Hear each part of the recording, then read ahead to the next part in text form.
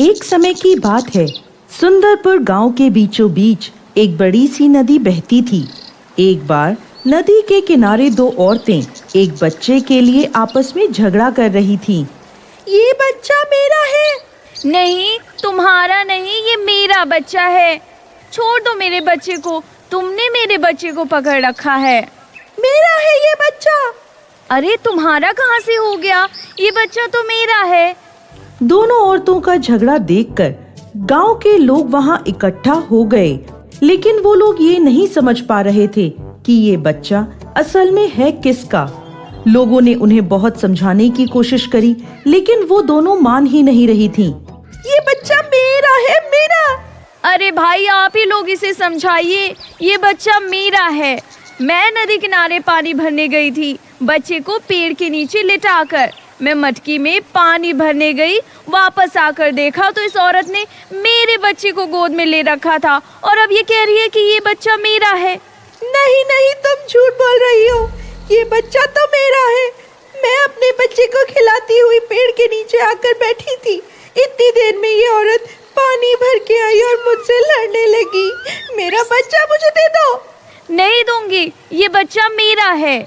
जब ये मामला सुलझता हुआ नहीं दिखा तो गांव के मुखिया ने कहा, इन दोनों औरतों को इस बच्चे के साथ राजा जी के पास लेके चलते हैं, वहीं इस परेशानी का हल बताएंगे। अब मुखिया जी गांव वालों के साथ उन दोनों औरतों को उस बच्चे के साथ लेकर राजा के दरबार में पहुँचे और मुखिया जी ने दोनों औरतों का सारा झगड़ा राजा को सुना दिया। राजा ने मुखिया जी की सारी बात ध्यानपूर्वक सुनी। उसके बाद उन्होंने उन औरतों से कहा, देखो, सच सच बता दो कि ये बच्चा किसका है, वरना इस बच्चे को हम राजमहल में रख लेंगे। नहीं महाराज, ऐसा अनर्थ ना करें। ये बच्चा मेरा है। पता नहीं ये औरत कहाँ से आ गई और मुझसे मेरे बच्चे को छीन लेना चाहती है। नहीं महाराज, झूठ बोल रही है। ये बच्चा मेरा है। मैंने इसे जन्म दिया है। पता नहीं क्यों ये औरत मेरे बच्चे को अपना कह रही है। नहीं महाराज, ये झूठ बोल रही है। महाराज, महाराज, ये बच्चा मेरा है। मैंने इसे जन्म दिया है। पता नहीं ये औरत मेरे बच्चे को अपना क्यों कह रही है। आप निर्णय करें महाराज, आप निर्णय करें। बच्चा मुझे दे, इसकी असली माँ मैं हूँ। उन दोनों औरतों की बातें सुनकर राजा के लिए भी यह निर्णय करना मुश्किल हो गया था कि इस बच्चे की असली माँ कौन है। राजा ने बहुत सोच विचार किया और आखिरकार उसे एक उपाय सूझा। अब राजा ने अपने सिपाहियों को बुलाकर उन्हें आदेश दिया, इस बच्चे के 2 टुकड़े कर दो और एक एक टुकड़ा इन दोनों औरतों को दे दो। ये सुनते ही दरबार में उपस्थित सभी लोगों के होश उड़ गए। राजा का ऐसा आदेश सुनकर उन दोनों स्त्रियों में से एक स्त्री जोर जोर से रोने लगी। नहीं नहीं महाराज, ऐसा जुल्म मत करे। दया करें सरकार, दया करें।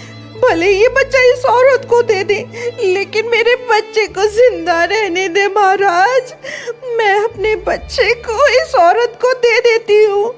मैं दोबारा इस बच्चे की तरफ देखूंगी भी नहीं, लेकिन मेरे बच्चे को जीने दे महाराज, जीने दे।